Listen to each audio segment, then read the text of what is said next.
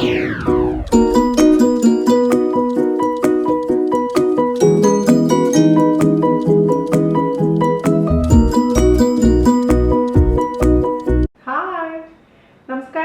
എന്തുണ്ട് വിശേഷം? എല്ലാവർക്കും സുഖം തന്നെയെന്ന് വിശ്വസിക്കുന്നു. ഞങ്ങളിവിടെ സുഖമായിരിക്കുന്നു. അപ്പോൾ ഞാനിന്ന് വന്നിരിക്കുന്നത് ഒരു ഈസി ആയിട്ടുള്ള റമദാൻ സ്പെഷ്യൽ ആയിട്ടുള്ള റെസിപ്പി ആയിട്ടാണ്. അതായത് നല്ല ആവിയിൽ വേവിച്ചെടുത്തിരിക്കുന്ന അട. എന്തട? മുട്ട അട. നിങ്ങൾ എത്ര പേര് കഴിച്ചിട്ടുണ്ടെന്ന് എനിക്കറിയില്ല. പക്ഷെ ഞാൻ ഇന്നൊരു എക്സ്പെരിമെന്റ് ചെയ്ത് നോക്കിയതാണ് എൻ്റെതായ രീതിയിൽ. അപ്പോൾ എനിക്ക് ഒരുപാട് ഇഷ്ടപ്പെട്ടു. അപ്പം എന്തായാലും പിന്നെ ഇനി താമസിയാണ്ട് നിങ്ങൾക്ക് ഷെയർ ചെയ്യാമെന്ന് വിചാരിച്ചു. അപ്പോൾ റമദാന് വീണ്ടും ഞാൻ നല്ല നല്ല ഈസി ആയിട്ടുള്ള റെസിപ്പീസ് ആയിട്ട് തീർച്ചയായിട്ടും വരും. അപ്പം എല്ലാവരും തയ്യാറാക്കി നോക്കാൻ മറക്കരുത്. അപ്പോൾ നമ്മുടെ റമദാൻ സ്പെഷ്യൽ പ്ലേലിസ്റ്റ് ഞാൻ തയ്യാറാക്കിയിട്ടുണ്ട്. അപ്പോൾ അതിൻ്റെ താഴെ എല്ലാ റെസിപ്പീസും ഓൾറെഡി ഉണ്ട്. നമ്മുടെ ഇനിയും കൂടുതൽ ഞാൻ ആഡ് ചെയ്യാം തീർച്ചയായിട്ടും. അപ്പോൾ ഒട്ടും താമസിയാണ്ട് നമുക്ക് എങ്ങനെയാണ് ഹെൽത്തി ആയിട്ടുള്ള മുട്ട ഇലയട തയ്യാറാക്കാം എന്ന് നോക്കിയിട്ട് വരാം. ഓക്കെ, അപ്പോൾ നമുക്ക് മുട്ടട ഉണ്ടാക്കാൻ തുടങ്ങിയാലോ? അപ്പം അതിനുവേണ്ടി നമുക്ക് ആദ്യം തന്നെ മുട്ട വേവിച്ച് വെക്കണം. ഞാനിവിടെ 3 മുട്ട പുഴുങ്ങി വെച്ചിട്ടുണ്ട്. ഇത് നമുക്ക് മാറ്റി വയ്ക്കാം. ഇനി നമുക്ക് ഇതിനുള്ളിലേക്കുള്ള സവാളയൊക്കെ വഴറ്റാം. അതിനുവേണ്ടി കണ്ടിട്ട് ഒരു കടായി വെക്കുക. ഇതിപ്പോൾ ഒരു നാടൻ റെസിപ്പി ആയതുകൊണ്ട് ഞാനിതിലോട്ട് വെളിച്ചെണ്ണയാണ് ഉപയോഗിക്കുന്നത് കേട്ടോ. പക്ഷേ നിങ്ങൾക്ക് ഏത് ഓയിൽ വേണമെങ്കിലും ഉപയോഗിക്കാം. ഞാനിപ്പോൾ ഇതിലേക്ക് ഒരു 1.5 ടേബിൾ സ്പൂൺ വെളിച്ചെണ്ണ ഒഴിച്ച് കൊടുക്കാൻ പോവുകയാണേ. ഇപ്പോൾ ഇതിലേക്ക് ഇതാ വെളിച്ചെണ്ണ ഒഴിച്ച് കൊടുക്കുകയാണ്. ജസ്റ്റ് ഒന്ന് ചൂടാവട്ടെ. ഞാൻ മീഡിയം ഫ്ലെയിമിലാണ് തീ വെച്ചിരിക്കുന്നത്. എണ്ണ ചെറുതായിട്ട് ചൂടായിട്ടുണ്ട്. അതിലോട്ട് നമുക്ക് സവാള ചേർത്ത് കൊടുക്കണം. ഞാനിവിടെ 4 മീഡിയം സൈസ് സവാള വളരെ നൈസാക്കി അരിഞ്ഞിട്ടുണ്ട്. നൈസാക്കി അരിയണമെന്ന് ഒരു നിർബന്ധമില്ല. അതേസമയം നീളത്തിൽ അരിഞ്ഞാലും മതി. പിന്നെ ഒരു പച്ചമുളക്, കുറച്ച് കറിവേപ്പില ചേർത്ത് കൊടുത്തിട്ടുണ്ട്. അത് നമുക്ക് ഇതിലോട്ടങ്ങ് ചേർത്ത് കൊടുക്കാം. എന്നാൽ ഈ സവാള നമ്മൾ വഴറ്റി വരുമ്പോൾ ഒട്ടും ഉണ്ടാവില്ല എമൗണ്ട്. അപ്പോൾ 4 സവാളെങ്കിലും ഇട്ട് കഴിഞ്ഞാലാണ് കുറച്ചെങ്കിലും ഉണ്ടാവുള്ളൂ. ഇനി ഇതിലോട്ട് നമുക്ക് അല്പം ഉപ്പ് ചേർത്ത് കൊടുക്കണം. ഉപ്പ് ചേർക്കുമ്പോൾ എപ്പോഴും ശ്രദ്ധിക്കണം, ഒരുപാട് അങ്ങ് ആദ്യമേ തന്നെ ഇടാൻ പാടില്ല. ഞാനിപ്പോൾ ഒരു 1/4 ടീസ്പൂൺ ഉപ്പ് ചേർത്ത് കൊടുത്തിട്ടുണ്ട്.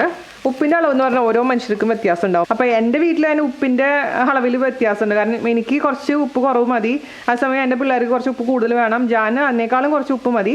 അപ്പോൾ ഓരോരുത്തർക്കും ഉപ്പിൻ്റെ അളവിൽ വ്യത്യാസം വരും. അപ്പോൾ ഞാൻ ഉപ്പ് പറഞ്ഞു കഴിഞ്ഞാൽ ചിലപ്പോൾ ശരിയാവില്ല. അതുകൊണ്ടാണ് ഞാൻ ഉപ്പിൻ്റെ അളവ് കറക്റ്റായിട്ട് പറയാത്തത്. എപ്പോഴും കുറച്ചിടുക, പിന്നെ നമുക്ക് ആവശ്യമുണ്ടെങ്കിൽ എക്സ്ട്രാ ചേർത്ത് കൊടുക്കാവുന്നതേ ഉള്ളൂ. ഒരിക്കലും കൂടുതൽ ഇടാൻ പാടില്ല. അപ്പോൾ നമുക്ക് മീഡിയം ഫ്ലെയിമിൽ വെച്ചതിന് ശേഷം ഇത് നന്നായിട്ട് അങ്ങ് വഴറ്റി കൊടുക്കണം. അതിന് മുൻപായിട്ട് ഇതിലേക്ക് ഇഞ്ചി വെളുത്തുള്ളി പേസ്റ്റ് ചേർത്ത് കൊടുക്കണം.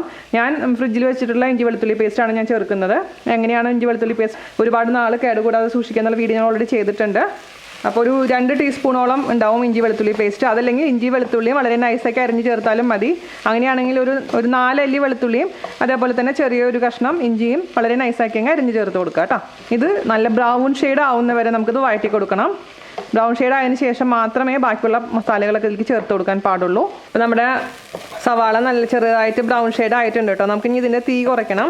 അതായത് മീഡിയം ഫ്ലെയിമിൽ നിന്ന് ലോ ഫ്ലെയിമിലോട്ട് മാറ്റുക. അതിനുശേഷം നമുക്ക് ഇതിലേക്ക് ആവശ്യമുള്ള പൊടികളെല്ലാം ചേർത്ത് കൊടുക്കണം. അപ്പോൾ ആദ്യം തന്നെ ഞാൻ ചേർത്ത് കൊടുക്കാൻ പോകുന്നത് കാശ്മീരി ചില്ലി പൗഡറാണ്. കാരണം ഇതിനധികം എരിവ് വേണ്ട. അതുകൊണ്ട് ഒരു 1/4 ടീസ്പൂണോളം കാശ്മീരി ചില്ലി പൗഡർ ചേർത്ത് കൊടുക്കുക. ഒരു കളറിന് വേണ്ടി മാത്രം കേട്ടോ.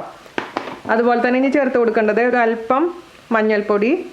ഇതിൽ നമ്മൾ മല്ലിപ്പൊടി ചേർക്കുന്നില്ല, ഗരം മസാലയുടെ പൊടിയാണ് ചേർക്കുന്നത്. ഒരു 1/2 ടീസ്പൂണോളം ഗരം മസാലയുടെ പൊടി ചേർത്ത് കൊടുത്തിട്ടുണ്ട്. പിന്നെ ഞാൻ ചേർത്ത് കൊടുക്കാൻ പോകുന്നത് കുരുമുളകിൻ്റെ പൊടി. അത് 1/2 ടീസ്പൂൺ കുരുമുളക് പൊടി ചേർത്ത് കൊടുത്തിട്ടുണ്ട്. അപ്പോൾ എരിവൊക്കെ നിങ്ങളുടെ താല്പര്യത്തിനനുസരിച്ച് മാറ്റം വരുത്തണം. പൊടികളെല്ലാം നന്നായിട്ട് അങ്ങ് മിക്സ് ചെയ്ത് കൊടുക്കുക. എന്നിട്ട് ഇതിൻ്റെ പച്ചമണം മാറുന്ന വരെ വഴറ്റി കൊടുക്കണം. ഞാനിപ്പോൾ ഇതിൽ തക്കാളി ചേർക്കുന്നില്ല. അതിന് പകരമായിട്ട് കുറച്ച് കെച്ചപ്പാണ് ചേർക്കാൻ പോകുന്നത്. അതേസമയം നിങ്ങൾക്ക് തക്കാളി വേണമെന്നുണ്ടെങ്കിൽ ഒരു 1/2 തക്കാളി ചേർത്ത് കൊടുക്കാം. ഇത് കഴിഞ്ഞതിന് ശേഷം കേട്ടോ, ഇപ്പോഴല്ല, ഇതിൻ്റെ പച്ചമുളകൊക്കെ മാറിയതിന് ശേഷം. ഒരുപാട് പൊടികളൊന്നും പാടില്ല. കാരണം ഇത് മുട്ടക്കറി അല്ലല്ലോ, ഉള്ളിൽ വെക്കുന്ന ഫില്ലിംഗ് അല്ലേ. അപ്പോൾ ഒരുപാട് എരിവൊന്നും വേണ്ട. അപ്പോൾ ഇത് തന്നെ കൂടുതലാണെന്ന് തോന്നുന്നുണ്ടെങ്കിൽ നിങ്ങൾക്ക് കുറച്ചിട്ടാൽ മതി. നമുക്കിതിലേക്ക് അല്പം മാത്രം കച്ചപ്പ് ചേർത്ത് കൊടുക്കാം. ഒരു 2 ടീസ്പൂൺ കച്ചപ്പ്, അല്ലെങ്കിൽ ഒരു 1/2 തക്കാളി, അതും അല്ലെങ്കിൽ ഒരു അല്പം വിനീഗർ കേട്ടോ. ഇതിലേതെങ്കിലും 3 ചേർത്താൽ മതി. ഞാനിപ്പോൾ ഇതിലേക്ക് 2 ടീസ്പൂൺ കച്ചപ്പ് ചേർക്കുകയാണ് കേട്ടോ. നമ്മുടെ കച്ചപ്പിൻ്റെ വീഡിയോ കാണാത്തൊരു കാണാൻ മറക്കരുത്. ഹോം മെയ്ഡ് കച്ചപ്പ് എങ്ങനെയാണ് ചെയ്യുന്നതെന്ന് വീഡിയോ ഇട്ടിട്ടുണ്ട്. ഇത് നന്നായിട്ട് അങ്ങ് മിക്സ് ചെയ്ത് കൊടുക്കുക. അതിൻ്റെ ഒരു പച്ചമണം ഉണ്ടാവും, അതൊന്ന് മാറട്ടെ. എല്ലാം കൂടി നന്നായിട്ട് മിക്സ് ചെയ്യുക. ഞാനിപ്പോൾ ഇതിൻ്റെ ടേസ്റ്റ് നോക്കട്ടെ കേട്ടോ. ജസ്റ്റായിട്ട് ടേസ്റ്റ് നോക്കിയിട്ട് ഉപ്പ് കുറവാണെങ്കിൽ ഉപ്പ് ചേർത്ത് കൊടുക്കണം. ഇപ്പം കച്ചപ്പിൻ്റെ മധുരം മതിയെന്നുണ്ടെങ്കിൽ പിന്നെ പഞ്ചസാരയുടെ ആവശ്യമില്ല. അപ്പം ഞാൻ ജസ്റ്റ് ഒന്ന് ടേസ്റ്റ് ചെയ്യട്ടെ. എനിക്ക് ഈ ടേസ്റ്റ് പെർഫെക്റ്റ് ആയിട്ടുണ്ട് കേട്ടോ. എല്ലാം പെർഫെക്റ്റാണ്. ഇനിയിപ്പോൾ മധുരത്തിൻ്റെ ആവശ്യമൊന്നുമില്ല. ഒരല്പം മാത്രം ഉപ്പിട്ട് കൊടുത്തിട്ടുണ്ട്, മതി. ഇനി നമുക്കിതിലോട്ട് മുട്ട ചേർത്ത് കൊടുക്കാം. അപ്പോൾ അതിന് മുൻപായിട്ട്, മുട്ട ചേർക്കുന്നതിനേക്കാൾ മുൻപായിട്ട് നമുക്ക് ഇതിലോട്ട് ഒരു അല്പം ചൂടുവെള്ളം ഒഴിച്ച് കൊടുക്കണം. അതിന് ശേഷം ഒന്ന് തിളപ്പിക്കുക. ആ സമയത്ത് വേണം നമുക്കിതിലോട്ട് മുറിച്ച മുട്ട ചേർത്ത് കൊടുക്കാൻ. നമുക്ക് ഇതിലോട്ട് ഒരു അല്പം മാത്രം ചൂടുവെള്ളം ഒഴിച്ച് കൊടുക്കുക. മിക്സ് ചെയ്യുക. ഇനി നമ്മളുടെ മുട്ട മുറിച്ചത് ചേർത്ത് കൊടുക്കുക. ഞാൻ ഒരു മുട്ടേനെ 4ആയിട്ട് മുറിച്ചിട്ടുണ്ട്. നിങ്ങൾക്ക് എങ്ങനെ വേണമെങ്കിലും മുറിക്കാം കേട്ടോ. പിന്നെ മുട്ട ഇപ്പോൾ മഞ്ഞ അതിൻ്റെ ഉള്ളിൽ കുറച്ച് പെട്ടുപോയെന്ന് വെച്ചിട്ട് ഒരു കുഴപ്പമൊന്നും ഉണ്ടാവില്ല. നമ്മൾ എന്തായാലും ഉള്ളിൽ ഫില്ല് ചെയ്യേണ്ടതാണ്. അപ്പോൾ നമ്മൾ മുട്ടയും കൂടെ ചേർത്തങ്ങ് മിക്സ് ചെയ്ത് കൊടുക്കാം. ആ മുട്ടയുടെ മേലെ ഈ മസാല ഒന്ന് കവർ ചെയ്ത് കൊടുക്കുക. ഇതൊരു 2 മിനിറ്റ് മീഡിയം ഫ്ലെയിമിലിട്ടൊന്ന് കുക്ക് ചെയ്യുക. അപ്പോൾ ഇതിലേക്കൊക്കെ നല്ലോണം മസാല പിടിച്ചോളും. പപ്സിനുള്ള ഫില്ലിങ് തന്നെയാണ് കേട്ടോ. നമ്മൾ പപ്സ് ഉണ്ടാക്കുമ്പോഴും ഫില്ലിങ്. ഇപ്പോൾ റമദാൻ മാസത്തിൽ ഇങ്ങനത്തെ പരിപാടികളൊക്കെ ചെയ്ത് നോക്കാം. ഇപ്പോൾ 2 മിനിറ്റ് ഇത് കുക്ക് ആയിട്ടുണ്ട്. നമുക്കിത് ഓഫ് ചെയ്യാം. ഇതിൽ പൊട്ടും വെള്ളം ഇല്ല കേട്ടോ. വെള്ളം കംപ്ലീറ്റ് പോയിട്ടുണ്ട്. പിന്നെ തണുക്കുമ്പോൾ കുറച്ചും കൂടി ഡ്രൈ ആയിക്കോളും. അപ്പോൾ നമ്മുടെ ഫില്ലിങ് റെഡി ആയിട്ടുണ്ട്. നമുക്ക് ഇനി ഇതിലേക്കുള്ള അടയ്ക്ക് കുഴക്കണം. അടയ്ക്ക് എങ്ങനെ കുഴക്കുന്നത് ഞാൻ ഓൾറെഡി ചക്കടയുടെ വീഡിയോയിൽ ഞാൻ പറഞ്ഞിട്ടുണ്ട് അല്ലേ. അപ്പോൾ ഇത് നമുക്ക് മാറ്റി വയ്ക്കാം. അപ്പോൾ നമ്മുടെ മുട്ട ഫില്ലിങ് ചൂടാറാൻ വേണ്ടി മാറ്റി വെച്ചിട്ടുണ്ട്. നമുക്ക് ഇനി ഇതിലേക്ക് ഉള്ള അടയ്ക്കുള്ള ബേസ് ഉണ്ടാക്കാൻ തുടങ്ങാം. അതായത് അരിപ്പൊടിയൊക്കെ ഒന്ന് വാട്ടിയെടുക്കണം. അതിന് വേണ്ടി കണ്ടിട്ട് ഒരു കടായി വെക്കുക. അതിലോട്ട് നമുക്ക് വെള്ളം ഒഴിച്ചു കൊടുക്കാം. ആദ്യം തന്നെ ഞാനിപ്പോൾ ഇവിടെ 1 ഗ്ലാസ് അരിപ്പൊടിയാണ് എടുക്കാൻ പോകുന്നത്. അപ്പോൾ അതുകൊണ്ട് നമുക്ക് 1 ഗ്ലാസ് വെള്ളം ഞാൻ ഒഴിച്ചു കൊടുക്കാൻ പോകുന്നത്. ഇനി ഇതിലേക്ക് നമുക്ക് ആവശ്യത്തിന് ഉപ്പ് ചേർത്ത് കൊടുക്കണം. ഉപ്പ് ചേർത്ത് കൊടുത്തിട്ടുണ്ട്. അതുപോലെ തന്നെ നമുക്ക് ഇനി ചേർത്ത് കൊടുക്കേണ്ടത് 1 ടേബിൾ സ്പൂൺ ഓയിലാണ്. വെള്ളം നന്നായി ചൂടായിട്ടുണ്ട്. നന്നായി തിളയ്ക്കണമെന്നൊന്നും നിർബന്ധമൊന്നുമില്ല. നന്നായി ചൂടായാൽ മാത്രം മതി. ഞാനിപ്പോൾ ഇനി ഓഫ് ചെയ്യാൻ പോവുകയാണ് ഗ്യാസ്. നമുക്ക് അതിലോട്ട് 1 ഗ്ലാസ് അരിപ്പൊടി, അതായത് ഞാൻ ഉപയോഗിക്കുന്നത് ഡബിൾ ഹോസിൻ്റെ വളരെ നൈസായിട്ടുള്ള പത്തിരിപ്പൊടിയില്ലേ, റോസ്റ്റ് ചെയ്തിട്ടുള്ള പത്തിരിപ്പൊടിയാണ്. അത് നമുക്ക് ചേർത്ത് കൊടുക്കാം. ഇളക്കി കൊടുത്തുകൊണ്ടിരിക്കുക. നമ്മുടെ ചക്കട ചെയ്ത അതേ പ്രൊസീജിയർ തന്നെ. നന്നായിട്ട് ഇളക്കുക. എല്ലാ ഭാഗത്തേക്കും വെള്ളം എത്തിയെന്ന് ഉറപ്പ് വരുത്തുക. ഇനി നമുക്കിത് ചൂടാറാൻ വേണ്ടി മാറ്റി വയ്ക്കാം. എന്നിട്ട് കുറച്ച് കഴിഞ്ഞതിന് ശേഷം നന്നായി ഒന്ന് കുഴച്ചെടുക്കണം. അതിന് ശേഷം നമുക്ക് അട ഉണ്ടാക്കാൻ തുടങ്ങാം. അപ്പോൾ നമ്മുടെ അടയുടെ മാവ് റെഡി ആയിട്ടുണ്ട്. ഇതിൻ്റെ ചൂടൊക്കെ മാറി തണുത്തിട്ടുണ്ട്. അപ്പോൾ നിങ്ങളൊരു കാര്യം ശ്രദ്ധിക്കേണ്ടതെന്ന് വെച്ച് കഴിഞ്ഞാൽ ഈ മാവ് നല്ല ലൂസായിരിക്കണം. നമ്മൾ മറ്റേ പത്തിരി കുഴക്കണ പോലെ ടൈറ്റായിട്ട് കുഴക്കാൻ പാടില്ല. അപ്പോൾ നിങ്ങൾ കുഴച്ച് റെഡി ആയിട്ട് വരുമ്പോഴും ഇത് ടൈറ്റായിട്ട് തോന്നുകയാണെന്നുണ്ടെങ്കിൽ നിങ്ങൾക്ക് കുറച്ച് ചൂടുവെള്ളം ഒഴിച്ചിട്ട് കുറച്ചും കൂടെ ലൂസാക്കി എടുക്കാം. അപ്പോൾ എനിക്ക് ഇച്ചിരി ചൂടുവെള്ളത്തിൻ്റെ കുറവുണ്ടായിരുന്നു. അപ്പോൾ ഒരു 1/4 ഗ്ലാസും കൂടെ ചൂടുവെള്ളം ഒഴിച്ചിട്ട് ഇപ്പോൾ നല്ല ലൂസാക്കി എടുത്തിട്ടുണ്ട്. ഈ ഒരു പരിവായിരിക്കണം നമ്മുടെ മാവ്. അപ്പോഴാണ് നമുക്ക് നന്നായിട്ട് നൈസായിട്ടുള്ള അട ഉണ്ടാക്കിയെടുക്കാൻ പറ്റുള്ളൂ കേട്ടോ. ആ ഒരു കാര്യം പ്രത്യേകിച്ച് ശ്രദ്ധിക്കണം.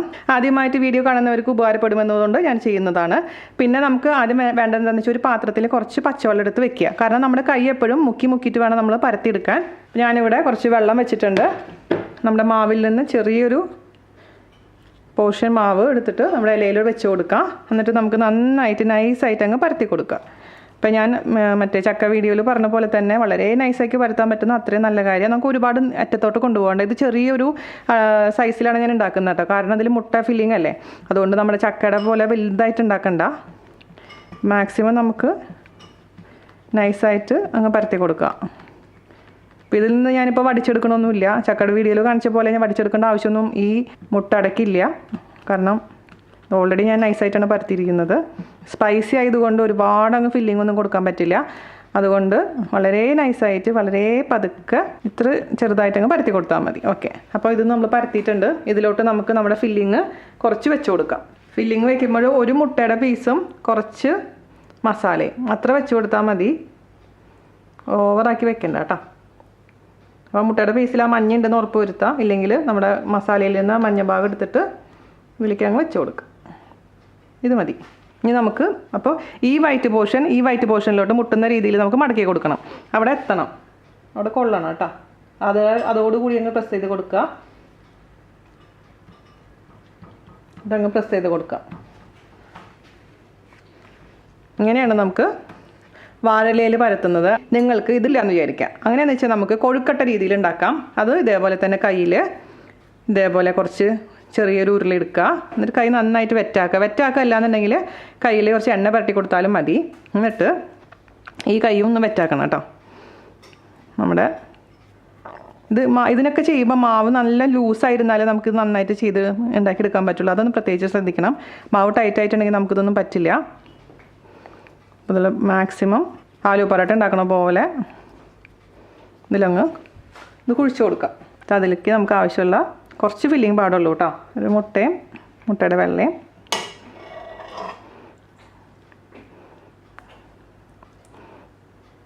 വെച്ച് കൊടുക്കുക.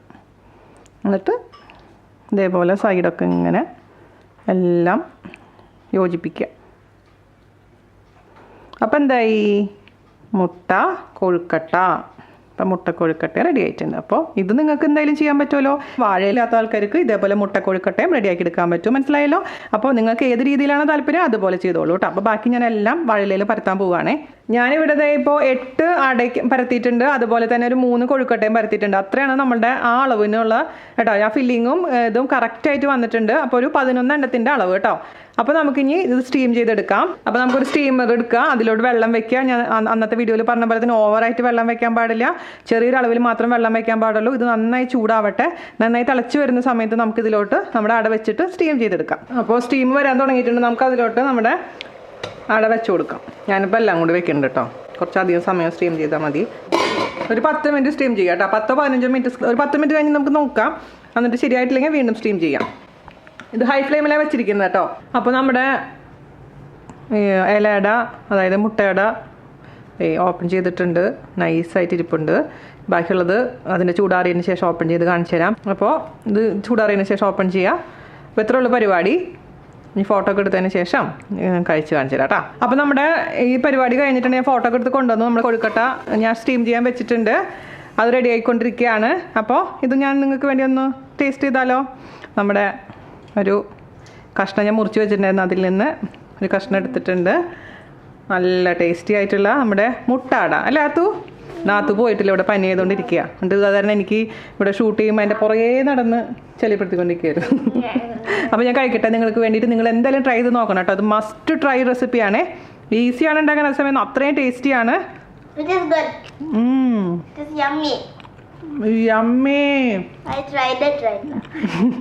ഒരു രക്ഷയില്ല, അടിപൊളി എന്ന് പറഞ്ഞാൽ അടിപൊളിയായിട്ടുണ്ട്. എന്തായാലും ട്രൈ ചെയ്ത് നോക്കാം. അപ്പോൾ ഈ നോമ്പിന് നിങ്ങൾ ട്രൈ ചെയ്തിട്ട് എനിക്ക് ഫീഡ്ബാക്ക് പറയാൻ മറക്കരുത്. നോമ്പുള്ളവർ മാത്രമല്ല കേട്ടോ, എല്ലാവരും ട്രൈ ചെയ്യാൻ പറ്റുന്ന റെസിപ്പിയാണിത്. അപ്പോൾ അടുത്ത അടിപൊളിയായിട്ടുള്ള റെസിപ്പി ആയിട്ട് വരുന്നവരെ നന്ദി, നമസ്കാരം, താങ്ക് യു, ബൈ. വൈകുന്നേരം ഗസ്റ്റ് ഉണ്ട്, അപ്പോൾ അതിനുള്ള പരിപാടികളാണ്. നമ്മുടെ അമ്മൂമ്മ സ്പെഷ്യൽ ചെമ്മീൻ റോസ്റ്റ് ഉണ്ടാക്കാൻ വേണ്ടിയിട്ട് ചെമ്മീൻ ക്ലീൻ ചെയ്തുകൊണ്ടിരിക്കുകയാണ് ഞാൻ. പിന്നെ എൻ്റെ ഭർത്താവ് ഞാനൊരു പണി കൊടുത്തിട്ടുണ്ട്. ഭർത്താവിന് പണി കൊടുക്കലാണല്ലോ ഇപ്പോൾ പണി. അത് മറ്റുള്ള ഭർത്താക്കന്മാർക്ക് ഒരു ഇൻസ്പിറേഷന് വേണ്ടിട്ടല്ലേ ഞാൻ ചെയ്യുന്നത്. എനിക്ക് എന്നെ കൊണ്ട് അത്രയല്ലേ അവർക്ക് ഉപകാരം ചെയ്യാൻ പറ്റുള്ളൂ. ഇവിടെ ഗസ്റ്റ് ഉള്ളപ്പോ ഇന്ന് തന്നെ ദൈവമേ, രാവിലെ 6 മണിക്ക് ഇവിടുന്ന് പോകും, വൈകുന്നേരം 6 മണിക്ക് കയറി വരും. അപ്പോഴേക്കും എന്റെ പണി കഴിഞ്ഞിട്ട് എന്നിട്ടുണ്ട് എപ്പോഴാണ് അവനെ സഹായിക്കുന്നത്. സഹായിക്കേ വീക്കെൻഡിൽ മുഴുവൻ ഇവിടെ കുക്ക് ചെയ്യണ ഞാൻ. അവ ഈ കേൾക്കുന്നില്ല, ഇതൊന്നും നിനക്ക് കമന്റ് പറയാനില്ലടാ. അവി ഞാനല്ലേ വീക്കെൻഡിൽ കുക്ക് ചെയ്യണല്ലേ? ടോട്ടലി അല്ലേ? അമ്മ കാലും കയറ്റിയിരിക്കും. അത് വേണ്ടത് അതല്ല, അങ്ങനെ വേണ്ടത്. അഥവാ അങ്ങനെ ഉണ്ടെങ്കിൽ തന്നെ നല്ലതല്ലേ. ഭാര്യമാർക്ക് 2 ദിവസം റെസ്റ്റ് കൊടുക്കുന്ന ഭർത്താക്കന്മാര് ഏറ്റവും നല്ല പുണ്യപ്രവൃത്തിയില്ല ചെയ്യുന്നത്. പല വീടുകളിലും സംഭവിക്കാത്ത ഒരു കാര്യമല്ലേ. അമ്മമാര് 24/7 വർക്കിംഗ്. അമ്മമാർക്ക് റെസ്റ്റ് വേണം. ഞങ്ങളെന്താ മനുഷ്യരാണല്ലേ? പിന്നെ നിങ്ങളെ പോലെ തന്നെ നല്ല മനുഷ്യരാണ് ഞങ്ങൾ. സോ ഇപ്പൊ വെള്ളി ശനി അഥവാ ജോലി ചെയ്തിട്ടുണ്ടെന്നുണ്ടെങ്കിലും കുഴപ്പമൊന്നുള്ള കാര്യമൊന്നുമില്ല. ഞങ്ങക്ക് റെസ്റ്റ് വേണ്ടേ? നിങ്ങൾക്ക് എന്താ റെസ്റ്റ് ഇല്ലാണ്ട്? അയ്യോ, ഞങ്ങക്ക് എന്തെങ്കിലും റെസ്റ്റ് ഉണ്ട്. അവയാണെങ്കിൽ പഠിച്ചു ക്ഷീണിച്ചു, ഞാനാണെങ്കിൽ പഠിപ്പിച്ച് ക്ഷീണിച്ചു. അപ്പൊ നമ്മളെ എല്ലാം ഉണ്ടാക്കി കഴിഞ്ഞതിന് ശേഷം മീൻകറികളോ ഒന്ന് ഓപ്പൺ ചെയ്ത് കാണിച്ചു കൊടുത്തോളാം.